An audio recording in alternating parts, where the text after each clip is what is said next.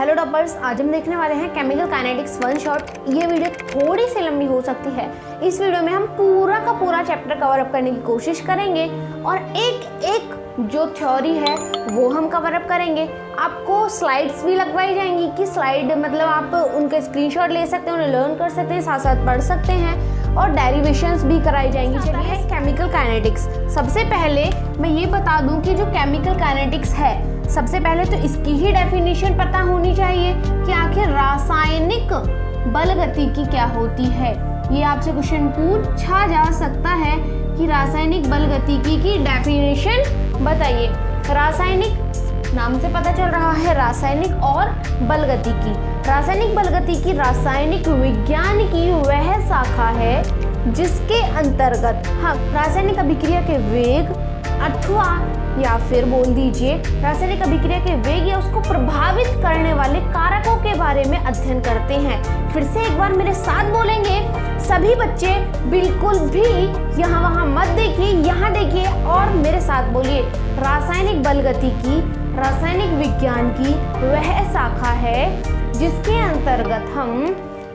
अंतर्गत हम रासायनिक अभिक्रिया के वेग व उसको प्रभावित करने वाले कारकों की चर्चा करते हैं। ये बात क्लियर हुई। अब देखिए, इसमें हमें पढ़ना है चैप्टर में वेग। क्या पढ़ना है? वेग से रिलेटेड बातें करनी है। समय के साथ साथ क्या होता है, जैसे टाइम बढ़ता है, जैसे जैसे टाइम बढ़ता है रिएक्शन भी स्टार्ट हो जाती है, रिएक्शन भी आगे बढ़ती है। That's clear. देखो, जैसे कि कोई भी एक रिएक्शन हो रही थी, दैट मीन्स H2 + I2 बन रहा था 2HI। यदि ये चीजें बन रही थी तो आपको क्या पता है कि जब हाइड्रोजन ने आयोडीन से क्रिया की, ये यहाँ पे क्या है, अभिकारक है। ये क्या है, अभिकारक है। ये क्या बन गए बच्चा, उत्पाद बन गए। ये T बराबर 0 हो सकता है, T बराबर कुछ भी टाइम हो सकता है। ठीक है, मान लीजिए कि T बराबर 0 पर तो ये अभिकारक ही है।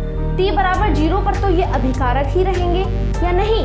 T बराबर 0 पे ये अभिकारक रहेंगे। लेकिन जैसे जैसे टाइम बढ़ेगा, जैसे जैसे टाइम बढ़ता चला जाएगा, जो अभिकारक हैं वो उत्पाद में बदलते चले जाएंगे, जो अभिकारक हैं वो उत्पाद में बदलते चले जाएंगे। That's clear. इतनी बात समझ आई? यानी कि अभिकारक उत्पाद में बदलेंगे किसके हिसाब से? समय के हिसाब से। किसके हिसाब से? समय के हिसाब से।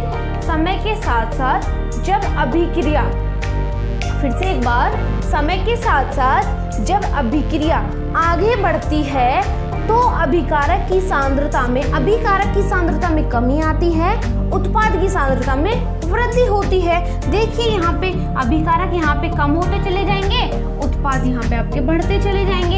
यानी कि जैसे जैसे आपका टाइम बढ़ेगा, जैसे जैसे टाइम की जो लाइन है, टाइमलाइन बढ़ती जाएगी, वैसे वैसे अभिकारक कम होते जाएंगे, उत्पाद बढ़ते चले जाएंगे। क्लियर हुई इतनी बात? अब इसे हम डेनोट करते हैं। इसके लिए एक फॉर्मूला बनाया गया है, ठीक है, वेग बराबर, लेकिन ये क्या होगा, नेगेटिव होगा। वेग बराबर delta R by delta T। लेकिन ये क्या होगा बच्चा, ये होगा आपका नेगेटिव। अब आप पूछ सकते हैं कि नेगेटिव साइन क्या शो कर रहा है? नेगेटिव साइन शो कर रहा है अभिकारक में आई कमी को, अभिकारक में आई कमी को। अब वेग जब हम कमी देखेंगे तो वो नेगेटिव आएगी, जो हम कमी देखेंगे तो वो नेगेटिव आएगी। मान के चलिए जो हमारे अभिकारक हैं वो कितने हैं, 10 हैं।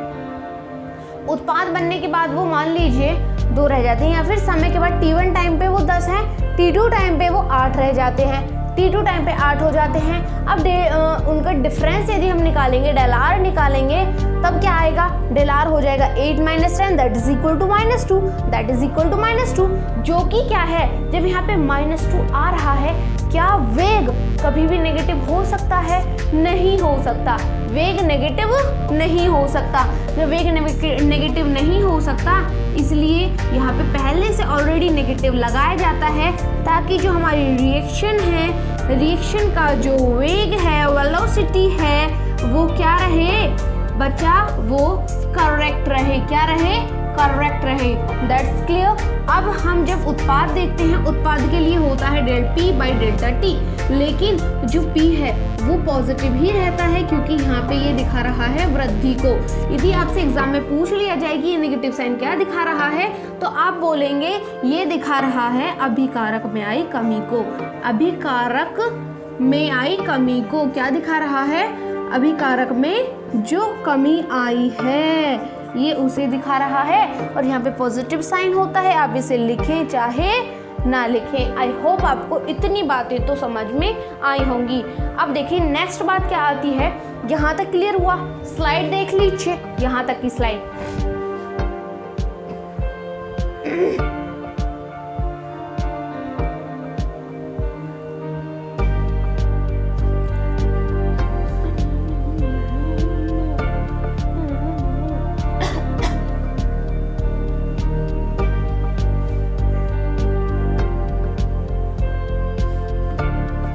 नेक्स्ट देखिए, अब यहाँ पे आपने देखा था डेल आर। क्या था?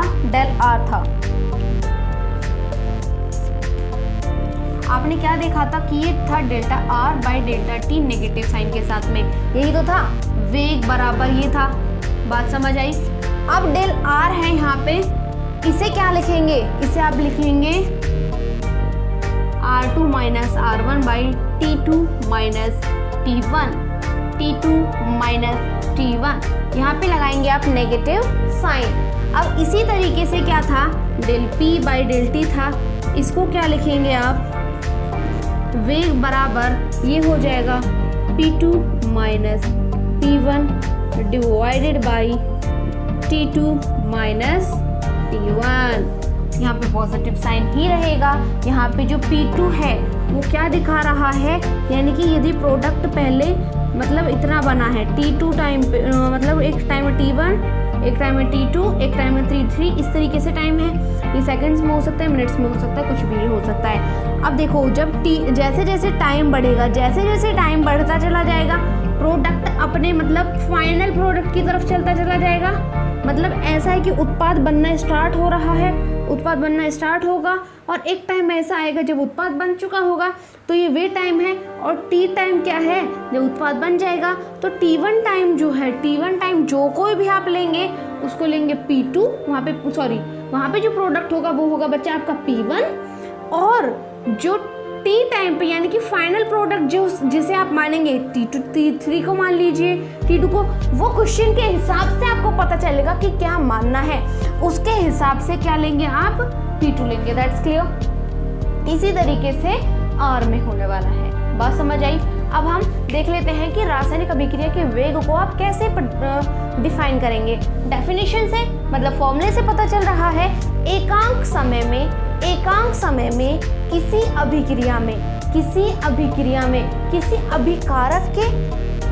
अभिकारक की सांद्रता में आई कमी या फिर उत्पाद में आई वृद्धि को क्या कहेंगे? उसका रासायनिक अभिक्रिया का वेग कहते हैं। अभिकारक या उत्पाद की सांद्रता में जो परिवर्तन आता है उसे बोल दीजिए, या फिर कमी, अगर आप वैसे स्पेसिफिक डेफिनेशन बोलना चाहें वैसे बोल दीजिए। फिर से देखिए, मेरे साथ बोलेंगे सभी बच्चे, बिल्कुल कंसंट्रेशन के साथ में साथ बोलेंगे। ये चैप्टर आपका बिल्कुल क्रिस्टल क्लियर हो जाएगा लास्ट तक। एकांक समय में रासायनिक अभिक्रिया में अभिकारक और उत्पाद की सांद्रता में आया परिवर्तन ही क्या है? रासायनिक अभिक्रिया का वेग है। क्लियर हुई इतनी बात? नेक्स्ट पे चले। ओके, हम आगे बढ़ते हैं। देन वेग व्यंजक क्या होगा?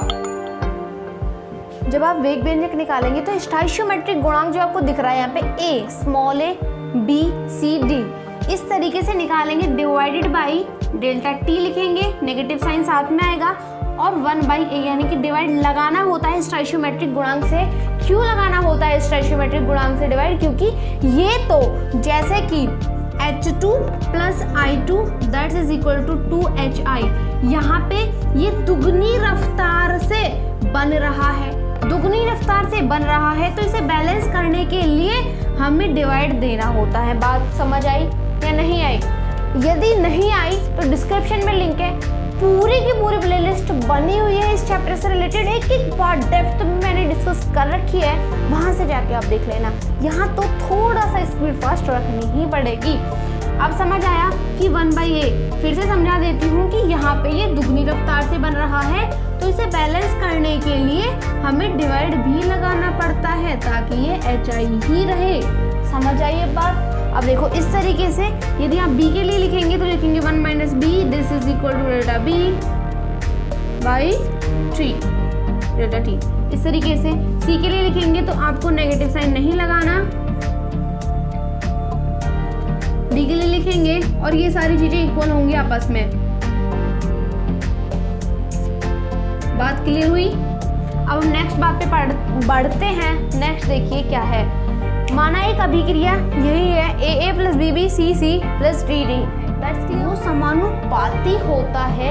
समानुपाती होता है किसके? अभिकारकों की सांद्रता के। किसके? अभिकारकों की सांद्रता। जैसे जैसे अभिकारक की सांद्रता बढ़ेगी, जैसे जैसे अभिकारक की सांद्रता घटेगी, वेग भी उसी प्रकार से बढ़ेगा या घटेगा। यानी कि देखिए नीचे आ रही होगी, किसी भी अभिक्रिया का वेग उसके अभिक्रियकों की सांद्रता के समानुपाती होता है। बात क्लियर हुई।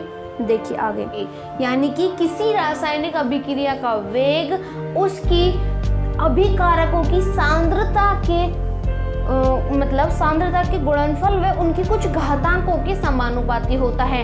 डेफिनेशन दिख रही है ना आपको नीचे, फिर से बोल देती हूँ। किसी भी अभिक्रिया का वेग उसके अभिक्रियकों की सांद्रता व उसके कुछ घातों के समानुपाती होता है। पूरी की पूरी स्लाइड बनाई हुई है, यहाँ पे आपको दिख जाएगी और वो मैं अपने फ़ोन में देख लूँगी ताकि टाइम कम से कम लगे।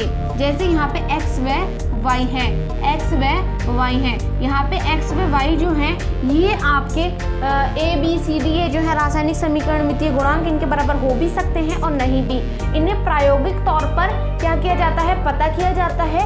इन्हें हम क्या करते हैं? प्रायोगिक तौर पर पता लगाते हैं। सैद्धांतिक रूप से इन्हें पता नहीं लगाया जा सकता। ये स्टोइचियोमेट्रिक गुणांक इक्वल हो भी सकते हैं, नहीं भी हो सकते। बात समझ आई।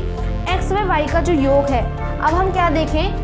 x + y इक्वल टू क्या होता है? n के इक्वल होता है। x + y इक्वल टू होता है n। अब n क्या होता है? ये होता है रासायनिक अभिक्रिया की कोटि।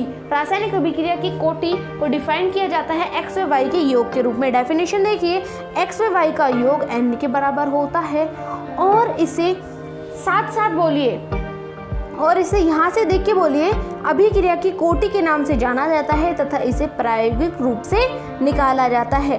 अर्थात किसी अभिक्रिया के वेग नियम में प्रयुक्त सांद्रता के घातांकों का योग उसकी अभिक्रिया की कोटि कहलाता है। अभिक्रिया की कोटि 0, 1, 2, 3 व भिन्नात्मक भी हो सकती है। यदि कोटि 0 है तो उसे शून्य कोटि की अभिक्रिया कहते हैं। बात क्लियर हुई। यानी कि ये जो कोटि है आपकी n में भी 0, 1, 2, 3 and 1/2 किसी भी तरीके से हो सकती है। इसे आप प्रायोगिक तौर पे निकालेंगे, यानी कि प्रयोगशाला में निकालेंगे। सैद्धांतिक रूप से आप इसे प्राप्त नहीं कर सकते। इसके ऊपर भी पूरी डेडिकेटेड वीडियो बनाई हुई है, वहाँ पे आप देख सकते हैं यदि कोई भी डाउट रह जाता है। वेग स्थिरांक की इकाई अब हम देखेंगे, जो कि मोस्ट इंपॉर्टेंट टॉपिक है। इसे डायरेक्ट देखेंगे, ठीक है। Delta P by delta T, यही तो होता है, हाँ? और वेग बराबर क्या था? हमने अभी देखा था, अभी का समानुपाती था A x B y। अब इन दोनों, ये दोनों क्या है? रिएक्टेंट हैं। क्या है ये? रिएक्टेंट है। स्पेलिंग गलत हो सकती है, प्लीज अगर गलत हो तो सॉरी। फीलिंग को समझिएगा, स्पेलिंग पर मत जाइएगा। अब देखो, a की पावर x, b की पावर y, यहाँ पे लिखेंगे। ये दोनों रिएक्टेंट हैं। रिएक्टेंट्स के लिए हमने बोल दिया r, क्या बोल दिया? r बोल दिया। और x व y का, इन दोनों का मल्टीपल मान लिया हमने, r है। x व y गुणा में घातांकों को क्या किया जाता है? जोड़ दिया जाता है। x + y इक्वल टू कितना था? n था। तो हम इसे इस तरीके से भी डिनोट कर लेते हैं। जब यहाँ से समानुपातिकता का गुणांक मतलब ये समानुपातिकता जो चिन्ह दिख रहा है ये हटेगा, तो यहाँ पे एक स्थिरांक आएगा। स्थिरांक क्या आएगा? वो आएगा k। ये क्या है? आपका स्थिरांक है। बात क्लियर हुई। ये भी आपके वेग के इक्वल है, ये भी इक्वल है, तब हम क्या कर सकते हैं, क्या इन्हें इक्वल नहीं रख सकते? बिल्कुल रख सकते हैं, बिल्कुल रख सकते हैं। वेग बराबर क्या हो जाएगा, K R N equal to delta R by delta T. इतनी बात समझ आई। अब हम यहाँ से लेके इसे आगे बढ़ते हैं, K R N equal to minus delta R by delta T. This is equal to K क्या हो जाएगा, delta R by delta T. ये नीचे चला जाएगा, आर एन ये नीचे चला जाएगा, आर एन। बात समझ आ रही है ना आपको या नहीं आ रही? इसे आप ऐसे भी लिख सकते हैं, multiply by 1 by R N. ठीक है, अब देखो एन यहाँ पे may be equal to 0, may be equal to 1, may be equal to 2। इस तरीके से हम ना सिर्फ कहाँ तक देखेंगे, 2 तक देखेंगे। कितने तक देखेंगे, सिर्फ 2 तक देखेंगे। ठीक है, ये आर जो है ये किसको दिखा रहा है, सांद्रता। किसको दिखा रहा है, सांद्रता। टी दिखा रहा है आपका समय को। किसको दिखा रहा है, समय को। और ये किसको दिखा रहा है, ये भी सांद्रता को दिखा रहा है बच्चा। सांद्रता की पावर n होती है, सांद्रता की पावर n है यहाँ से, तो k इक्वल टू क्या आ जाएगा आपका, ये आ जाएगा, सांद्रता होती है आपकी मोल प्रति लीटर। समय होता है, आप किस में लेते हैं, समय को सेकंड्स में लेते हैं, डिवाइडेड बाई सांद्रता को किस में लेना है बच्चा, मोल प्रति लीटर में लेंगे, और पावर कितनी है, n है। अब उसी के हिसाब से आप n इक्वल टू 0 रखेंगे, n इक्वल टू 1 रखेंगे, n इक्वल टू 2 रखेंगे। अब यहाँ पे आपको शो होता जाएगा, मैं आपको समझाती चली जाऊंगी ताकि हमारा टाइम सेव हो सके। When we can put n equal to 0, then we can say n जब यहाँ पे 0 हो जाएगा, जब किसी की भी पावर 0, जब किसी की भी पावर 0 यानी कि a की power 0 that is equal to 1। यदि किसी की भी पावर 0 होती है तो उसका मतलब होता है कि वो 1 के इक्वल है। तो ये चीज क्या हो जाएगी, 1 के इक्वल हो जाएगी। ये चीज पूरी की पूरी 1, तो दैट मींस सांद्रता बटा समय बचेगा, सांद्रता बटे समय बचेगा। सांद्रता कितनी है, मोल प्रति लीटर प्रति सेकंड, मोल प्रति लीटर प्रति second. This is equal to क्या आ जाएगा आपका, मोल प्रति लीटर प्रति सेकंड। यानी कि जब n बराबर आप 0 लेंगे तो आपको क्या देखने को मिलेगा, मोल प्रति लीटर प्रति सेकंड। इसे बोलते हैं आप शून्य कोटि की अभिक्रिया बोलते हैं। शून्य कोटि की अभिक्रिया के लिए के वेग स्थिरांक का मात्रक मोल प्रति लीटर प्रति सेकंड होता है। याद रखेंगे, मेरे साथ बोलेंगे, कमेंट बॉक्स में लिखिए मोल प्रति लीटर प्रति सेकंड। इसे आप ऐसे भी लिख सकते हैं, इस तरीके से भी लिख सकते हैं, जैसे आपकी मर्जी वैसे लिखिए। नेक्स्ट देखिए case number 2, n equal to 2, sorry n equal to 1। जब आप n इक्वल टू 1 रखेंगे, यहाँ पे आपने क्या कर दिया, 1 रख दिया, इससे ये कैंसिल, ये दोनों कैंसिल हो जाएंगे। क्या बचेगा, सिर्फ 1 बाई समय, 1 बटा समय बचेगा। तो क्या लिख देंगे आप, जब 1 बटा समय बचेगा, ये चीज पूरी खत्म हुई, ये चीज 1 बटा समय, समय के लिए क्या लिखते हैं, second. This is equal to second inverse, this is equal to second inverse. आसान है ना, this is equal to second inverse. ठीक है, यानी कि जब हम क्या करते हैं, प्रथम कोटि की अभिक्रिया देखते हैं, तो उसका जो k का जो मात्रक होता है वो होगा सेकंड इनवर्स। डायरेक्ट भी क्वेश्चंस पूछ लिए जाते हैं, और कुछ क्वेश्चंस में कॉम्प्लिकेशन के साथ में क्वेश्चन तड़कते भड़कते पूछे जाते हैं। नेक्स्ट देखिए, प्रथम कोटि की अभिक्रिया के लिए k का मात्रक s इनवर्स होता है। नेक्स्ट आता है n बराबर 2, द्वितीय कोटि की अभिक्रिया के लिए। द्वितीय कोटि की अभिक्रिया जो हम देखते हैं, सांद्रता बटे समय गुणा 1 बटा सांद्रता। कितनी लेनी है आपको, n बराबर 2 लेना है, n बराबर लेंगे आप यहाँ पे 2। सांद्रता से ये कैंसल, यहाँ से सांद्रता हट गई, क्या बचा, 1 बाई समय गुणा सांद्रता, 1 बाई समय गुणा सांद्रता बचा, 1 बाई समय गुणा सांद्रता बचा। ठीक है, ये हट गया, 1 बाई समय गुणा सांद्रता, ये ऊपर की चीज मिटा दो, 1 मान लो। अब इसे आप क्या लिखेंगे, ये मोल प्रति लीटर हट गया, ये चीज भी हट गई, इससे क्या बचेगा आपका, ये हटा दो, 1 क्या बच गया, सिर्फ सिंपल ये बच गया। आप इसे ऐसे लिख सकते हैं, मोल प्रति लीटर और प्रति सेकंड, यहाँ पे लीटर प्रति था तो ये इस तरीके से हो जाएगा। आप इसे ऐसे लिख सकते हैं, मोल लीटर सेकंड इनवर्स। जैसी आपकी मर्जी वैसे लिखिए। समझ आई बात? फिर से देख लीजिए। तो आप इसे ऐसे भी लिख सकते हैं, L S inverse mole inverse. बात समझ आई? समझ आया ना कैसे लिख दिया? यहाँ पे क्या थी? आपकी सांद्रता थी, यहाँ पे पावर n थी, यहाँ पे जब 2 रखा ये इससे कट गया, क्या बचा? ये बचा, उसके हिसाब से हमने इसे लिख दिया। क्लियर हुई बात? आगे चलें। ओके, अब हम देखेंगे समाकलित वेग समीकरण। इसकी की पूरी थ्योरी आपको समझ आ गई होगी। अब हम नेक्स्ट पॉइंट पे बढ़ने वाले हैं, समाकलित। अभी जो हमने सारी की सारी क्वेश्चंस देखी थी उनके लिए देखेंगे n बराबर 0 के लिए, n बराबर 1 के लिए, n बराबर 2 के लिए हमारे सिलेबस में नहीं है। उसके बाद हम देखेंगे हाफ लाइफ। ठीक है, ओके, चलिए आगे बढ़ते हैं। शून्य कोटि की अभिक्रिया n बराबर 0 के लिए आप बोलते हैं शून्य कोटि की अभिक्रिया। इतनी बात क्लियर हुई? आगे देखिए, हमने क्या देखा था? dr/dt इक्वल टू था आपका k/n। किसके इक्वल था? k/n। यहाँ पे आपको क्या रखना है? n बराबर 0 रखना है। जब आप क्या करेंगे? n बराबर 0 रख देंगे तो उसके हिसाब से देखिए क्या होगा।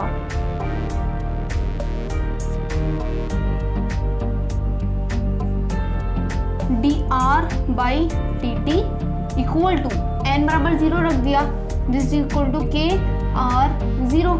r0 का मतलब 1, r0 का मतलब 1, तो ये क्या हो जाएगा? पूरी की पूरी चीज हट जाएगी, हट जाएगी ना? अभी बताया था a की पावर 0 इक्वल टू 1 होता है। ठीक है, इसे आप ऐसे भी लिख सकते हैं, इक्वल टू -k/dt लिख सकते हैं ना, या नहीं लिख सकते? दोनों तरफ हम क्या करेंगे? दोनों तरफ लॉग लेने पर या फिर उचित सीमाओं में समाकलन करने पर, उचित सीमाओं में समाकलन करने पर लिखेंगे आप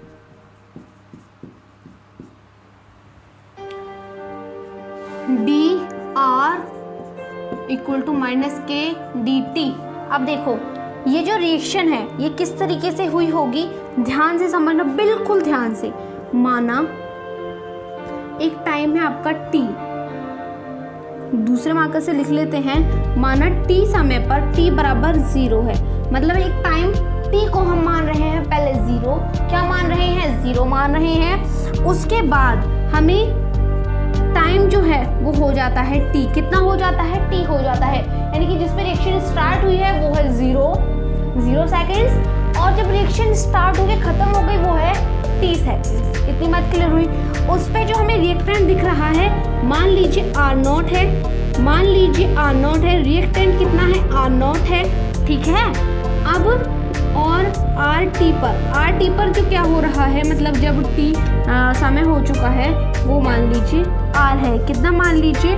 RT है, यानी कि जो हमारा रिएक्टेंट है वो 0 समय पे R0 है, और जब हमारा जो टाइम पूरा का पूरा t हो चुका है तब R जो है आपका वो हो जाता है RT।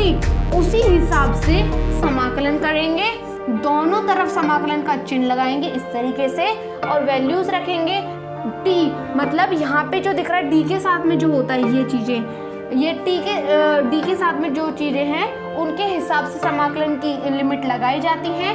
कैसे लगाएंगे? t के साथ में, r के साथ में, देखिए r के साथ में R0 से कहाँ तक जा रहे हैं हम? RT तक लगाएंगे आप।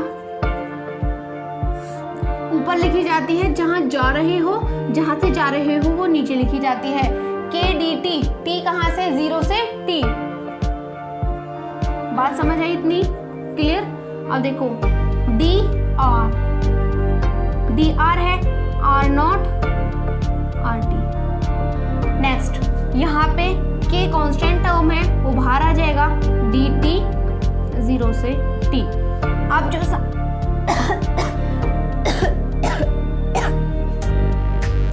जो आपका समाकलन होगा वो किस तरीके से होगा?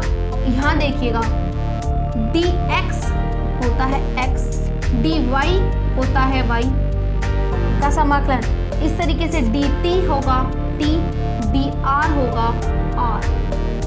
क्लियर? तो dr का क्या हो जाएगा? r हो जाएगा। साइंस वाले बच्चों को पता होगा, जिनको नहीं पता वो यहाँ ध्यान से देख लीजिए, ऐसा होता है। इसके प्रूफ्स वगैरह ये सारी चीजें आपको मैथ्स में ही मिलेंगी बच्चा।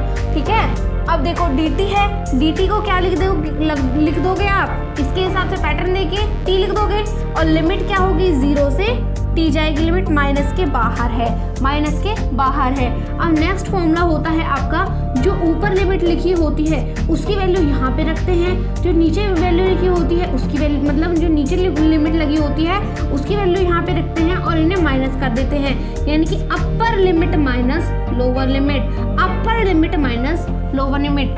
इसी तरीके से यहाँ करेंगे कि upper limit minus lower limit, ये क्या देखने को मिलेगा, ये मिलेगा आपको RT equal to R naught, sorry RT equal to नहीं, RT minus R naught, this is equal to minus KT, this is equal to minus KT।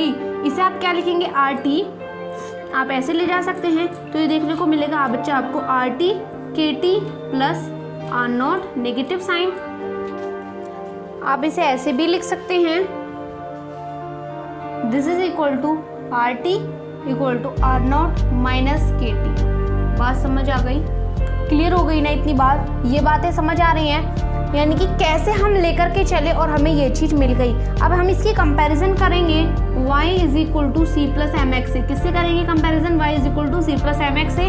तब इसका ग्राफ किस तरीके से बनेगा, t क्या है यहाँ पे m है और x क्या है यहाँ पे t है। बात समझ आई, ग्राफ बना लेते हैं हम यहाँ पे, ठीक है, यहाँ पे बनाएंगे graph y is equal to C plus M X, Y कहाँ पे लेते हैं हम ऊपर लेते हैं, तो यहाँ पे आ जाएगा RT, क्या आ जाएगा RT आ जाएगा, और t पे क्या आएगा, मतलब x की जगह पे आप क्या लेंगे t लेंगे, ले लिया t।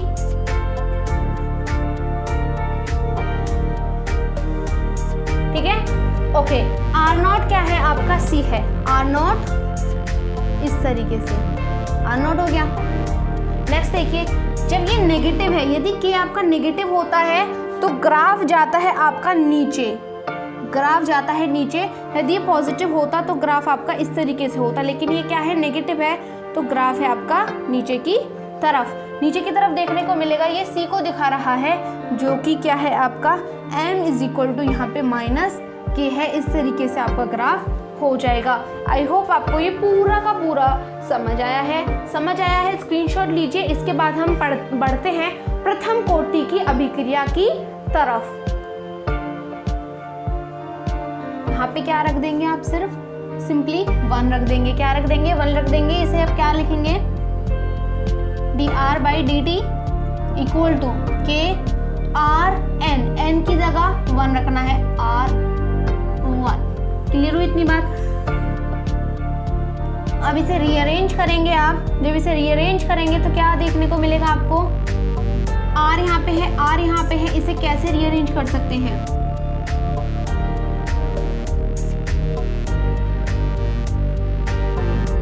Equal to k dt, negative sign आप इधर लेके चले गए, यानी कि r को आप इधर ले आए, dt को इधर ले गए, इस तरीके से आपको देखने को मिल जाएगा। जैसे हमने लास्ट किया था t बराबर 0, t बराबर t के लिए यहाँ पे r क्या देखने को मिलेगा बच्चे आपको, r नॉट, यहाँ पे r क्या देखने को मिलेगा, RT देखने को मिलेगा। उचित सीमाओं में समाकलन करने पर, उचित सीमाओं के जब आप समाकलन करेंगे तब क्या हो जाएगा,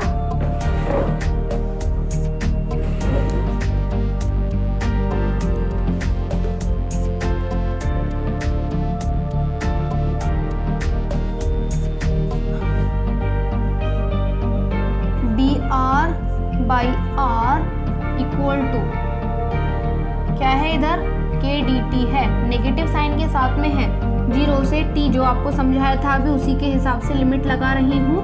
कुछ भी नया नहीं है, कुछ भी नया नहीं है, सिर्फ नया क्या है dr/r कैसे सॉल्व करें। r को लिख सकते हैं आप log r, क्या लिख सकते हैं log r लिख सकते हैं, कैसे अभी बताऊंगी। इसे लिखेंगे आप r नॉट से RT, log r लिख दीजिए या फिर ln r लिख दीजिए, बात एक ही होगी।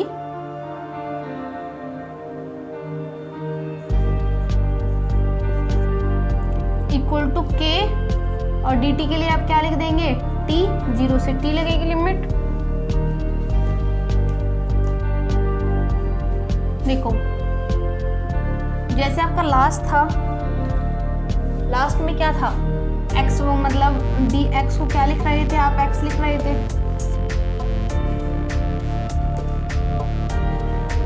लास्ट में क्या था आपका, dx को आप x लिख रहे थे। उसी तरीके से यदि dr/r होता है तो आप उसे लिखते हैं ln r, या फिर dx/x होता है तो आप इसे लिखते हैं ln x। यदि आपका होता dy/y तो उसी पैटर्न के हिसाब से आप इसे लिखते हैं ln y। तो उसी हिसाब से आपने इसे क्या लिख दिया, ln r लिख दिया। इस तरीके से समझ आया। आप क्या लिखेंगे, upper limit minus lower limit ln as it is रहेगा, rt माइनस r0 कर देंगे, ठीक है। ln को अलग अलग इन पे डिस्ट्रीब्यूट कर देंगे, ln को अलग अलग डिस्ट्रीब्यूट कर देंगे। ये लॉग के नियम होते हैं। ये सारी चीज़ें आपको समझनी होंगी। क्या करनी होंगी, समझनी होंगी। बात समझ आई। KT, अब देखो यहाँ पे क्या है, RT रखेंगे आप एक बार क्या रखेंगे, R0 रखेंगे, उससे सब्ट्रैक्ट कर देंगे। इसे क्या लिख देंगे आप, ये चीज़ तो आपका KT ही निकल करके आ जाएगी। इसे आप लिख सकते हैं ln RT इक्वल टू, इसे आप इधर लेके चले गए KT नेगेटिव, इसे डायरेक्ट लिख लेते हैं ln R0 माइनस KT। ये आपका आ जाता है प्रथम कोटि की अभिक्रिया के लिए समाकलित वेग समीकरण। अब समाकलित वेग समीकरण की ज़रूरत क्या पड़ी, इसका आंसर आप मुझे कमेंट बॉक्स में बताएंगे, क्योंकि ये मैंने पहले ही पढ़ा रखा है। देखो अब इसकी कंपैरिजन किससे करेंगे आप, y = c + mx से करेंगे, जैसे एज इट इज पहले किया था। जब y = c + mx से कंपैरिजन करेंगे, y की जगह क्या आ जाएगा, c की जगह क्या आएगा ln r0, x की जगह क्या आएगा t, यहाँ पे 0 मानते हैं, m की जगह पे क्या आएगा -k, नेगेटिव ऊपर जाएगा ग्राफ या नीचे जाएगा, क्यों, मैंने आपको बता दिया क्योंकि m नेगेटिव है। इस तरीके से आपको ग्राफ मिल जाता है, इस तरीके से समाकलित वेग समीकरण मिल जाती है। कुछ भी नया नहीं है, जो पहले किया था सेम टू सेम कॉपी है। आगे चलें।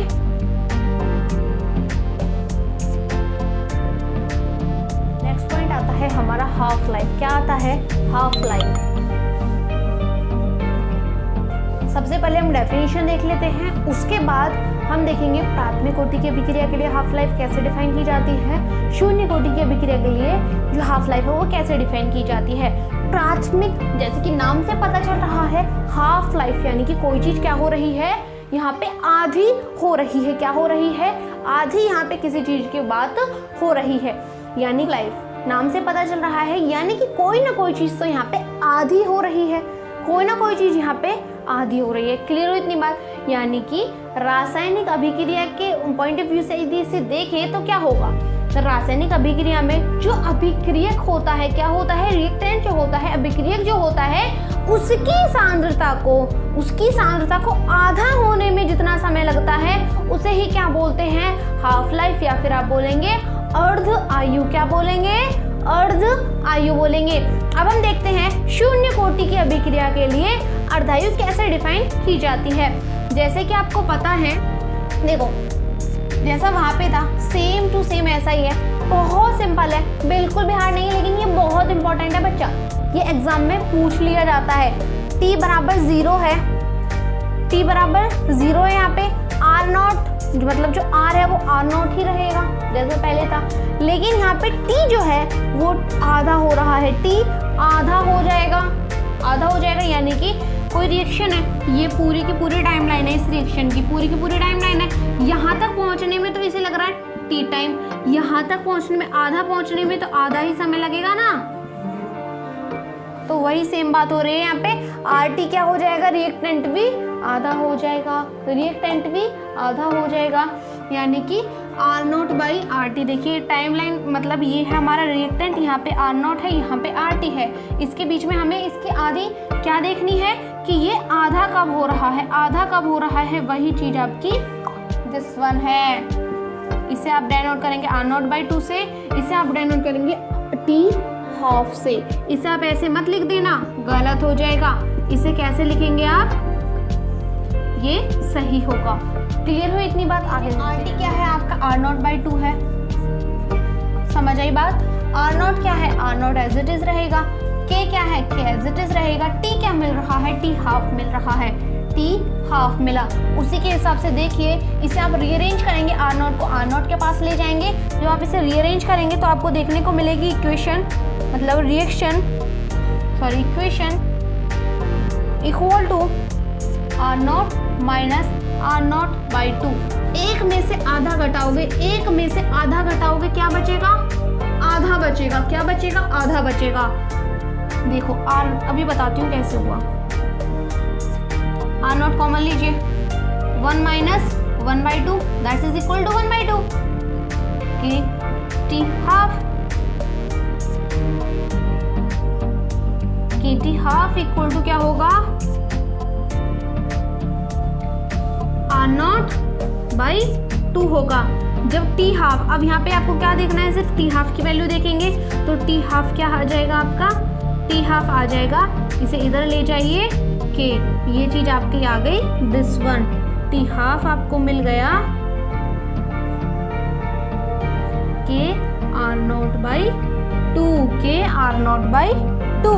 यानी कि शून्य कोटि की अभिक्रिया के लिए, जो अनेक अभिक्रिया के अंदर जो शून्य कोटि की अभिक्रिया देखी जाती है, अर्ध आयु देखी जाएगी शून्य कोटि की अभिक्रिया के लिए, तो वो किस चीज पे निर्भर कर रही होगी, आर नॉट पे। यानी कि अभिक्रिया की जो टी समय पर सांद्रता है उस पर निर्भर कर रही होगी। बच्चा समझ आई बात। अब हम देखेंगे प्रथम कोटि की अभिक्रिया के लिए माइनस के टी, यही तो थी इक्वेशन। इसमें आप क्या करेंगे, वैल्यूज पुट करेंगे, किसके हिसाब से, आर नॉट के हिसाब से। किसके हिसाब से, इनके हिसाब से, R naught by 2, R naught, T half, 0, ये सारी चीजें वैल्यूज पुट करेंगे। आर टी की जगह पे क्या रखेंगे आप, आर नॉट बाई 2 रखेंगे।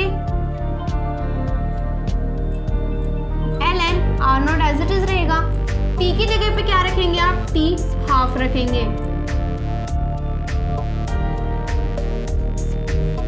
देखो L N R naught by 2, L N R naught equal to minus K T half. इसी के हिसाब से रखे हमने टी की जगह से आर टी के हिसाब से, इन सब के हिसाब से हमने ये सब रख दिया। अब क्या करेंगे, आर नॉट है यहाँ पे भी क्या है, आर नॉट इनके हिसाब से सेम टर्म्स एक जगह और डिफर टर्म्स एक जगह। क्लियर, बात समझ आई ना इतनी। ओके, तब क्या करेंगे आप, L N R naught by 2, ये इधर आएगा माइनस हो जाएगा, इधर आएगा माइनस हो जाएगा, और ये क्या होगा बच्चा, के टी हाफ बचेगा। क्या बचेगा, के टी हाफ बचेगा। नेगेटिव साइन है, नेगेटिव साइन इस पे अप्लाई कीजिए।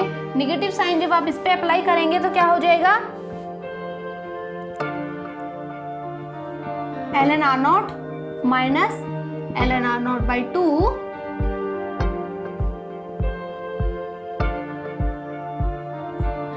This is equal to K T half.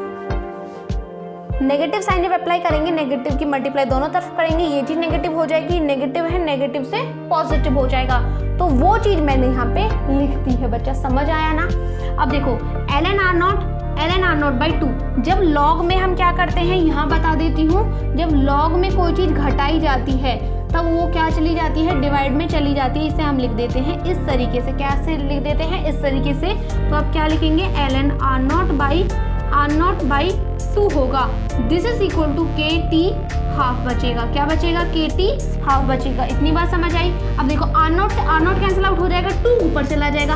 Are naught से आर नॉट कैंसिल आउट हो जाएगा, 2 ऊपर चला जाएगा। क्या बचा, L N 2 equal to K T half. K equal to नहीं, sorry, T half equal to क्या बचा,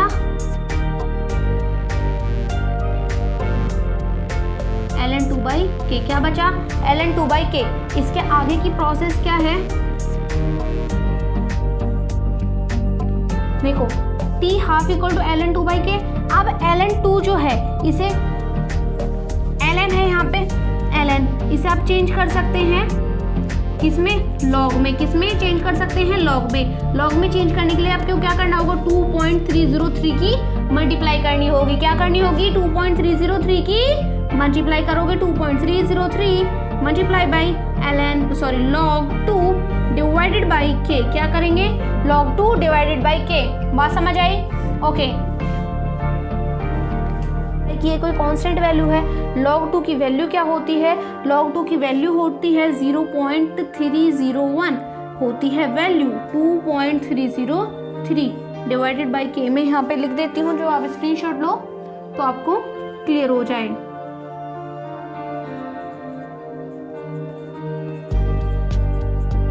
log 2.303 जब आप इसे सॉल्व करोगे ना तो ये निकल कर के आएगा 60.693। क्या निकल कर के आएगा?